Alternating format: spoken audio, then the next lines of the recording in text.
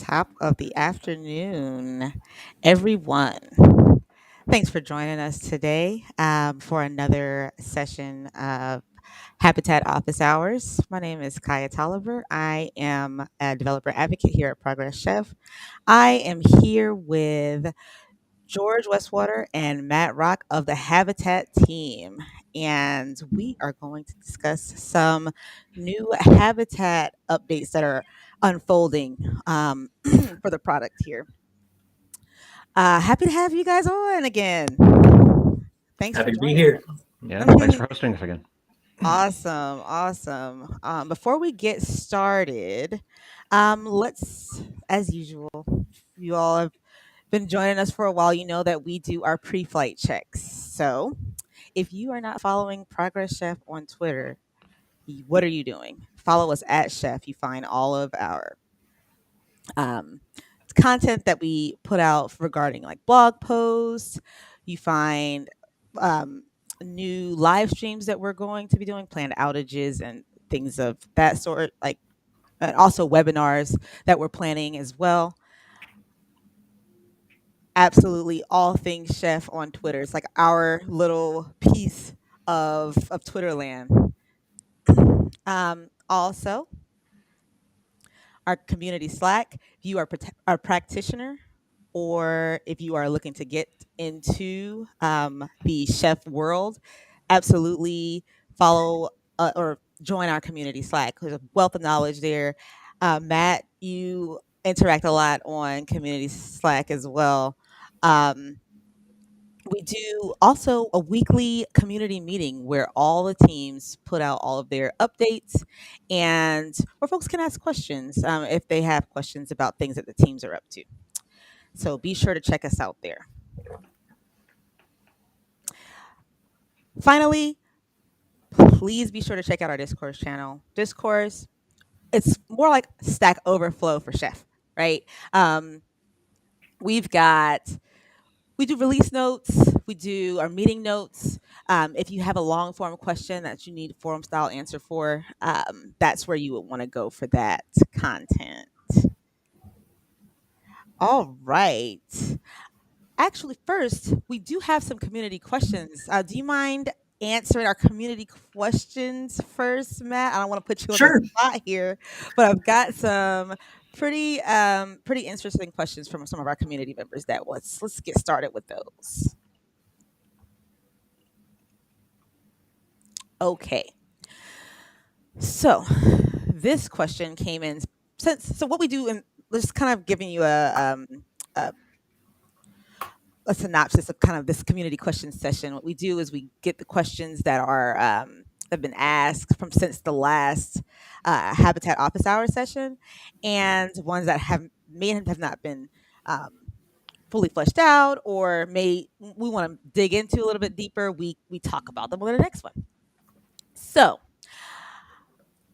question from the community. Hey, I'm having a brain fart moment. My CI was working up until recently. Looks like some changes in Circle CI meant more, or excuse me, meant that containers don't run privileged anymore.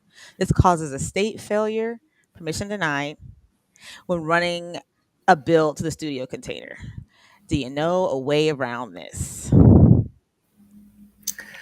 So, first of all, I just want to say I really resonate with the brain fart moment. And I kind of, I live my life. I like to think in a brain fart. It's more than a moment. But at any rate, so there's good news. Well, there's really not much of good news. I'll be honest here.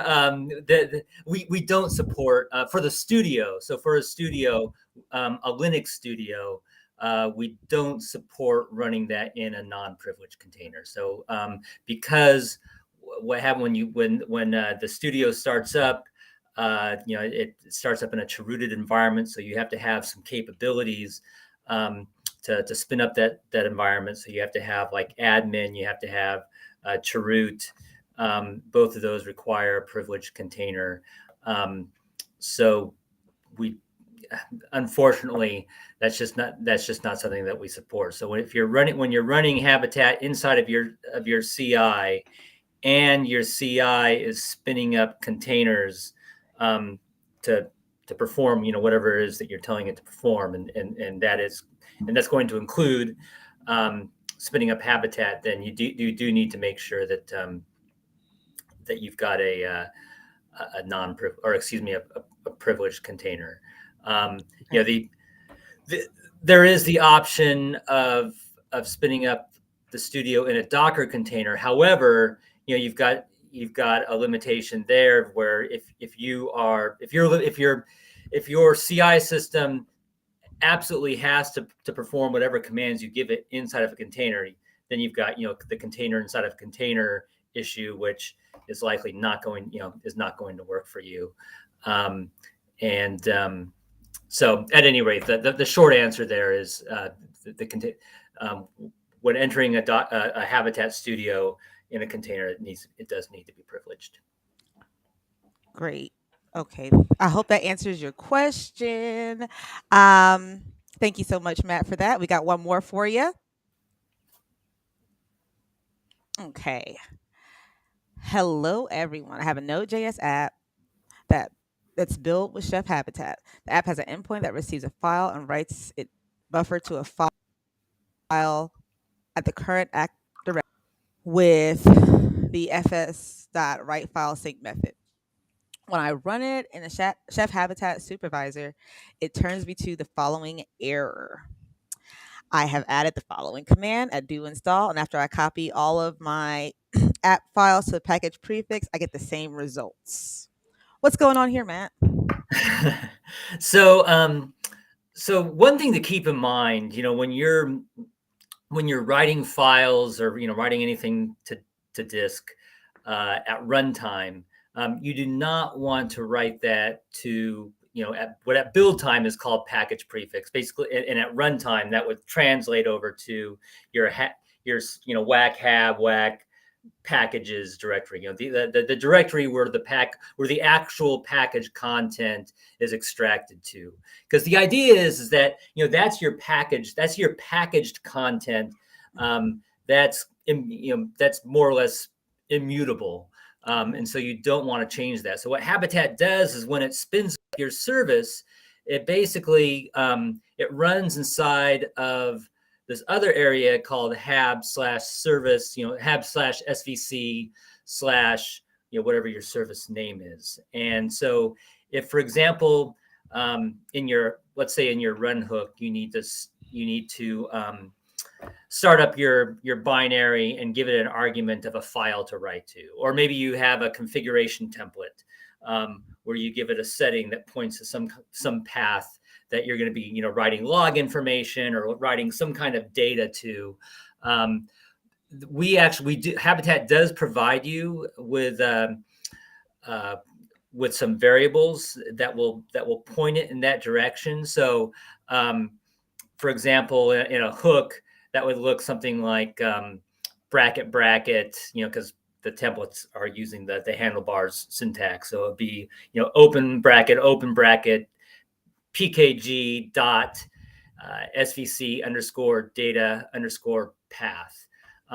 If you go to our docs and you look up service templates, there should be you should find a page that will actually list out all of these. But svc underscore data underscore path, what that would do, that variable would expand to /hab/svc /your service name /data, and then you would find those files inside of that data directory. If for whatever reason data just didn't wasn't a good match for the directory that you want, you still want to put it somewhere under package svc or in that svc directory. And there is also a variable called just svc underscore path, and that'll just hit to the root of your path, and you could append whatever is the appropriate directory for that. So thanks, George, for providing that link. But Yep. so that's and so because we do specify very specific permissions, both on the packages directory and on the svc directory, with the intent that the packages directory shouldn't be tampered with, and the svc directory can be.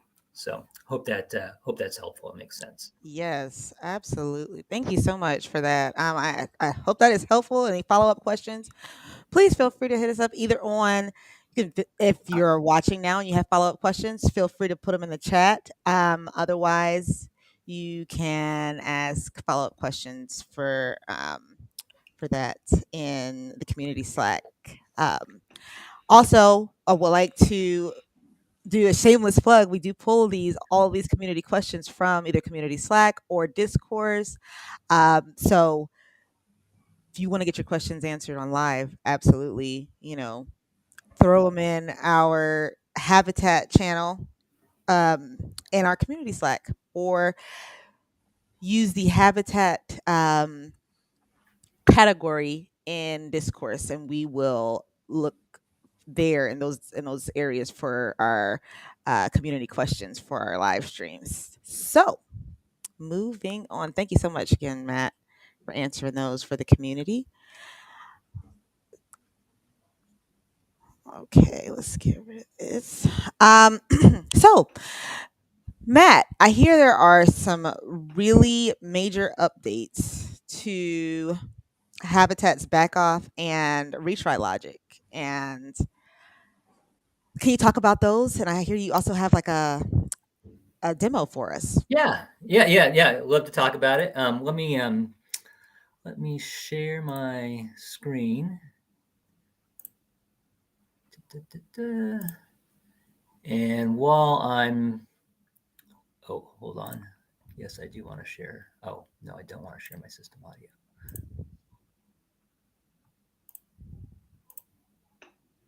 Sorry, 1 second. No Okay. problem. So Okay. while I'm talking about this, I'm just going to switch on over here. So this isn't, well, I guess technically it's publicly available, but it's not very publicly discoverable, but it will be. So this is going to be the documentation that we will have on this feature. There's still a little bit of discussion on some fine points of the documentation, but the main reason why I want this up is just so that you can see these arguments. But at any rate, so yes, so this release is going to introduce some new functionality to basically how we handle failures of init and run hooks. So today, what happens is if you have an init hook or a run hook that fails, it just continually restarts. So it'll just run in this loop, and it'll just restart, almost instantly. And there's no back off logic in there at all. And that's served us well for quite some time, but we have had some users come to us with some scenarios where let's say, I guess a good example scenario is, let's say you're hitting some kind of a network resource, and you like maybe a database, for example, and also let's say you've got hundreds of supervisors, maybe thousands of supervisors, and you've just updated your service, and this service has a new has some new logic in the run hook that goes off to this database, and grabs some information that it needs to feed to maybe the binary that's going to call in your run hook. And for some reason, something goes down. Maybe that database is down, or maybe that database is, shall we say, suffering, and it's not as beefed up as you would like it to be, and you now have thousands of services querying that database all at the same time every single second. And now it is down for all intents and purposes. And so what would be nice in that type of a scenario is if, we could say, hey, init or run hook that's pounding my network resource, could you please maybe wait a little bit before the next time? And if it keeps failing, maybe think about the fact that it might not be up for a while, and wait a little bit longer. So that's exactly what we've done. So we've added some logic where you can basically feed this a minimum period of time to delay, and a maximum period of time to delay. And I'll explain this algorithm because it's not incredible. It might not be as intuitive as you think it would be, but the idea is that it will start off like, let's say you give it a minimum backup period of 5 seconds. And by the way, so these right here on my screen, these are the 3 new arguments that we've introduced to have soup run. So when you start up your supervisor, these are the arguments that you can give it that I'm about to explain. And it should also, I'll also point out that this will apply to every single service. So it's not on a service by service basis. This applies supervisor wide. So if you have multiple services, this will apply to all those services. So, and these, it takes a number of seconds. So the value that you give these will be in seconds. So if I say minimum backup period of 5, maximum backup period of 20, I'll explain cooldown later because that's where it gets a little bit more complex. But what's going to happen is the first time it fails, it's going to wait 5 seconds. And each additional time, it's going to get closer and closer to that maximum backup period of 20 seconds. Now, we use an algorithm we borrowed from AWS. It's basically called backoff and jitter. So it adds to this backoff algorithm the concept of jitter. And so what that means is while it's every single time it fails, it's getting closer and closer to that backoff period.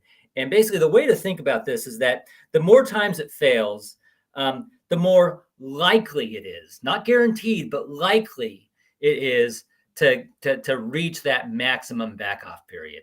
So essentially what we're doing every single time we determine when the next restart period is going to be, is we're taking a random number between that minimum backup period and maximum backup period, and we're adding a multiplier based on the number of times that it's failed. So, and I'm not going to get into the total nitty gritty of the algorithm, but just suffice it to say that the more times it fails, it's going to be very likely that it's going to reach that maximum backoff. But if it's the maximum backoff is a 20, there's a chance that it could be 17 or 15 at times. And the reason for this is that if you do have thousands of supervisors, and when your network resource does come back off, it would be nice if not all thousands of my supervisors hit it at the exact same time. So by adding that element of jitter, we basically add, a more distributed period by which these different services will reach out to that network resource in this case, and that way they won't overwhelm it when it comes back up, and you don't incur the possibility that it's going to come right back down. So Matt, just a quick question, not to oversimplify this, but if we think about it, is it sort of a random spread of time? So the intent is if we were causing overloaded resources, in your case, maybe I was hitting the database at 1,000 nodes. What we don't want to do is if it fails, have all 1,000 nodes check in again in 5 seconds. We want to spread that out a little bit more evenly. So in the case of network resources that we're overloading, or even maybe if we were saturating your internet connectivity in low bandwidth environments, we're starting to spread that out so that the error isn't likely to continue. We're giving the underlying systems a chance to recover. That's correct. Yeah, that's absolutely correct. Yeah, so it's spread out with skewed to as it proceeds, it's skewed towards the maximum period. But yeah, there is that spread there, and that's exactly right, George. So it's. Yeah. And Kaya, thanks for putting the link. So we included the original backoff and jitter AWS article. So if anybody's interested in reading more about the origination of this from the article posted March 4th, 2015, that'll give you a lot more details, a lot more of the nitty gritty components that Matt was talking about.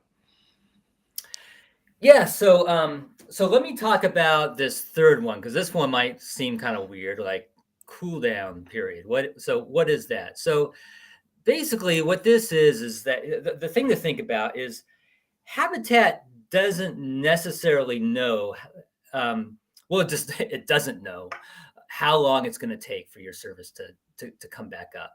And so if we're in this situation where it's continually failing, and so it issues, let's say, a run hook again, it issues that run hook and it doesn't know, like, well, are you back up? I mean, are you really back up? And, while we do have a health check, there's no guarantee that there's no hard requirement for that health check to be there. A lot of services out there don't have health checks. And so, Habitat simply just calls that run hook, and, we hope for the best. So what the cooldown period does is that basically says you've got to be up for this amount of period before I reset the whole backoff algorithm back to the minimum backoff. And so, for example, I start off, I've got a minimum backoff period of 5, maximum backoff period of 20, and let's say a cooldown of 30. So 5, 20, 30. So I start off my first failure is going to be 5 seconds. Eventually, I'm going to get to 20 seconds because we'll be hitting the maximum backoff period. So most of my retries are going to be around 20 seconds. And I retry again. And now if the service continues to be up now for 30 seconds, the maximum cooldown period of time. So if I have 30 seconds of uptime, it's going to say, cool, things must be good. I'm resetting it to 5. And so let's say at 35 seconds, I go down again. Now my next delay is going to be back to 5 seconds. Now, if it failed, so it starts off, 20 seconds later, it starts again, but it fails in just 10 seconds. So that cooldown period wasn't reached. Then the next time I fail, I'm going to still be hitting my maximum or close to my maximum backoff period. So I hope that makes sense. So the other thing I want to point out is if you do nothing, if you do not provide any of these arguments to the supervisor will just continue to behave the way it does today. So, there's some users that may actually anticipate this behavior, the behavior that's continually restarting, and maybe they've got their services aligned up where, they don't know if the network resource is going to be up or down. They just want it to, keep retrying until it's up. And they really don't want it to delay. That's cool. Just don't add any of these parameters to the supervisor, and it'll just continue to work the way it does today. The other thing to point out is this is not yet released. So in today's supervisor that everybody has, no matter what version you're running, if it's a stable or at one time stable version, it does not have these. It does not have these parameters. However, so a couple things. We are anticipating a release fairly soon. I don't have specifics on timing, but this feature is. You can expect this. You can expect this in the near future. However, if you did want to try this today, you can do that. So Habitat posts, so all of our releases or all of our builds that pass through our end-to-end testing pipeline land in a particular channel called acceptance.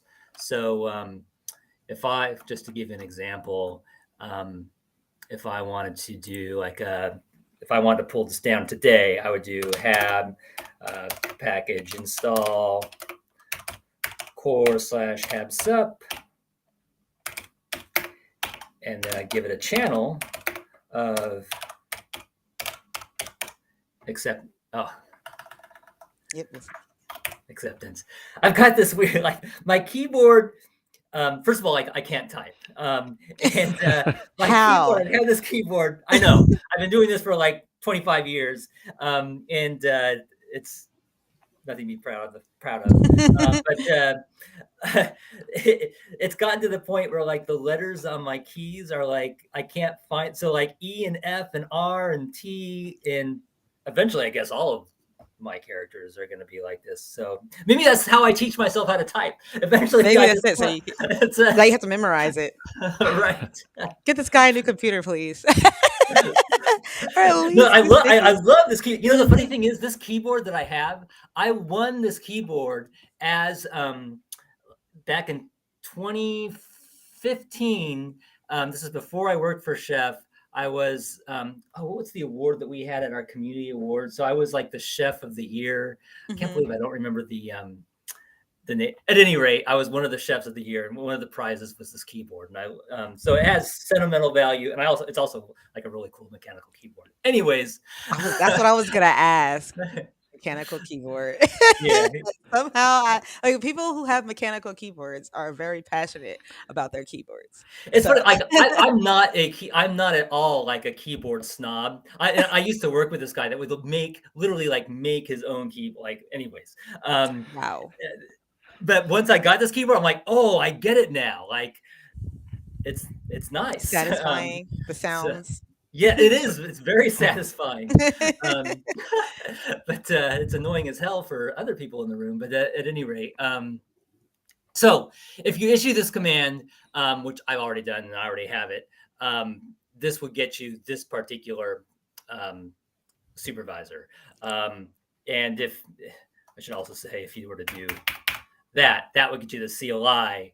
And then, like, what I'm going to do is so if you can see, so I have, in my path, if I were to just do have, that would call the stable habitat version, which I think is 477, I think. And so this is 491. And when we do a release, it's not going to be 491. It's going to be like, I don't know, it's going to be something higher than 491. Right. But if you got 491 today, or whatever is in our acceptance channel, one way to do that is just, call that the absolute path, which is what I'm doing here. I'm just going to say soup run. So I'm going to go ahead and do that.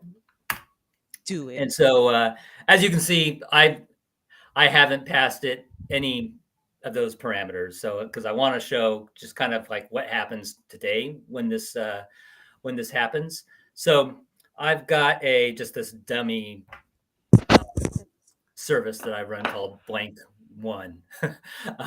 And so that's running right now. Everything's going fine. And basically what that run hook is doing, this is probably a very unique run hook in that it looks for a file. And if the contents of that file is not 0, it will emit that value as an exit hook, or as an exit code.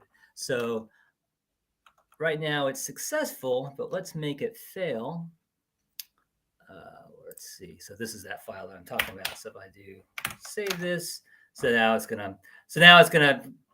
I basically am putting this into an eternal failure state. So it's just gonna keep retrying and keep failing and failing and failing. And this is exactly what you see today.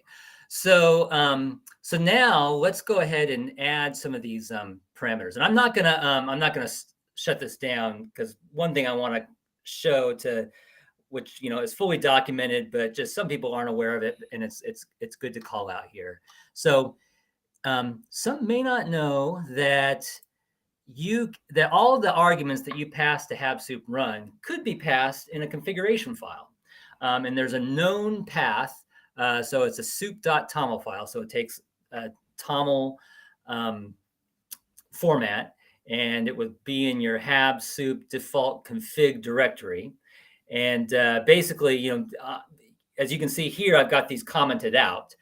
So it's not adhering to these, but I'm going to give it a 5 and a 15 and a 20. And if you're curious about it, search in our documentation for supervisor configuration file. There's actually a parameter you can feed to hab sup run to generate a configuration file with all of the possible parameters that kind of templatized, and they're all commented out. It's a good way to, like, a good starting point. So just something to be aware of. So I am going to. So quick question for you, Matt. Yeah. Do you need all 3 of those arguments for this to work, or is it a combination of them would also enable the feature? No, you do not need all 3 to work. So there are defaults for each of these, and basically if you enable either the minimum or the maximum, that basically kicks the feature in. I apologize, I forget off the top of my head what the defaults are. They might be in here somewhere, but at any rate, there are defaults, but no, you don't need all 3. You just need either the minimum backoff or the maximum backoff. And one thing, another actually good thing to point out about this, come to think of it, let's say you don't want this fancy, jittery randomness. Let's just say, hey, I want this to retry 10 seconds every single time. The way to do that is easy. You make the minimum backoff period and the maximum backoff period the exact same value. And then it will just constantly use that exact same restart period. So just a helpful little hint for those that like deterministic retries. But so I've made these changes. I'm going to save this file. So I've got a minimum period of 5, a maximum period of 15, and it's going to wait 20. The service needs to be good for 20 seconds in order to reset itself back to 5. So another thing to show. So I've saved this file, but the habitat supervisor doesn't know anything. So it's going to just keep on behaving the way it behaves. So here's another little command that's nice for people to know is habsup restart. So what habsup restart will do is it will restart your supervisor, but it will not restart your running services. So I don't want to get too much in the nitty gritty here, but we have this other process that we call the launcher that runs, and it's in charge of launching your services, and it basically owns those processes. And it's a totally separate process, and it's the parent process basically of all your supervisor. It's also the parent of the supervisor. So what it can do is it can shut the supervisor down, and then this is also another way that you could update the supervisor without incurring downtime. Is you can shut the supervisor down, and then you can start it back up. It'll look for the most recent supervisor on your system and run that. But also in this case, what it's going to do is it's going to shut the supervisor down, and when I bring it back up, it's going to hydrate itself with those new configuration values. So I'm just going to run that. It's going to restart it, and I'm going to go back here, and I'll see a little blip. And now what we should start to see, so as you can see right here, it's saying stopping service will restart after 5 seconds. So it failed. It's going to restart after 5 seconds. It's going to come back up. And now we're up to 12.15 seconds. And the next one, was there one in between? Okay, now it's at 15 seconds. And now it's probably what we would probably expect to see is it's going to hit 15. Every once in a while, we will eventually see something below 15, but the vast majority of the time, it's going to be at 15. So yeah. So here we see like 12.66. So there is that randomness, but it's going to be skewed. And the thing is, like, the more, even after it gets to that 15, the more it fails, the chances are higher and higher and higher that it's going to be skewed closer to that maximum value. So like, and here it is 15 again. Like maybe you have a situation where like, I want it to eventually like get to be like practically never. So you give it some ridiculous number, like, 100,000 seconds. And so eventually, nothing will be happening. But now let's go ahead and put my service in a healthy state. Oops. Okay, so now it's going to, so it's starting back up, and now I'm gonna, okay, great. Now but before it gets to that 20 seconds, real fast, let's make it fail again. And so here we go. Yeah, so it's still going to 15. So now let's make it pass again. And we're gonna let it stay up for 20 seconds. It's good. Okay, yeah, it's waiting. Okay, here we go. Okay, so it's good. So we're going to give it 20 seconds. So after that 20 seconds, what I'm going to expect to see when I put it into a failing state is I'm going to expect to see the first failure incur a 5-second delay. So we're getting pretty close here. This happens every 1 second. Okay, so I'm going to go ahead and save this. Yep. So now we're back to, so it's reset itself back to 5 seconds. So that's everything I have to say about this feature. I hope this made sense.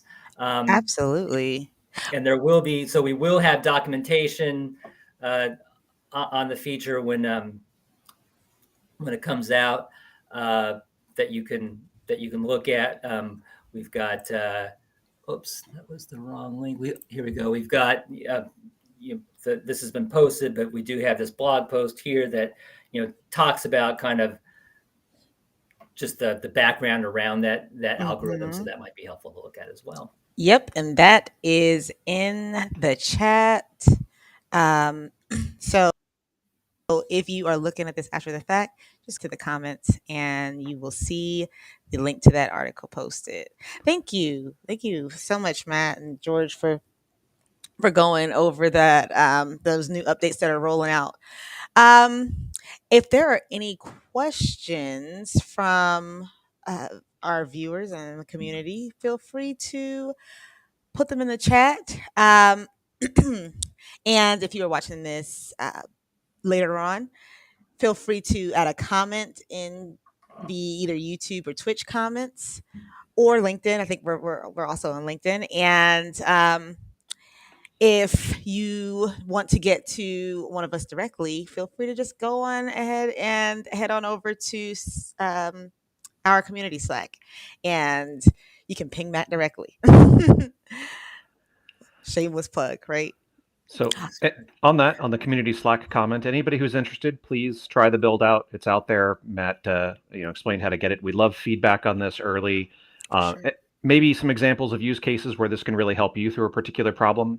Not only are we hearing this as a need in those resource constrained network style environments that Matt was talking about, but also use cases where Habitat might be running in low bandwidth or edge environments where you're downloading large files or competing for other style resources such as network connectivity. So if this is helpful to you, it makes sense for you, please reach out to us. We'd love to understand more about your use case and what your experience is through testing this. Sweet. We do have a question from Michael Reisenek. Restart, reconnect without restarting services feature. Is that both Windows and Linux? It is. It is both. Yes. Awesome. Thanks, Michael, for your question. Great. Well, if there are, sorry, go ahead. You do need I forget what the version was, but that's you need a fairly modern supervisor for that to work. So if you're on a 3-year-old supervisor, that command might not be available. Just to be aware of that. Sweet. Let's see. Looks like that was our. Let me check. I'm checking Slack as well to see if we have any questions in the Habitat channel. Looks like that's it for now.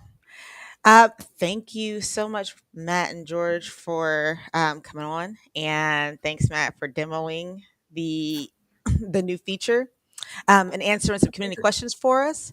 And we will be on again next month for another session of Habitat Office Hours. So join us then. In the meantime, head on over to community Slack.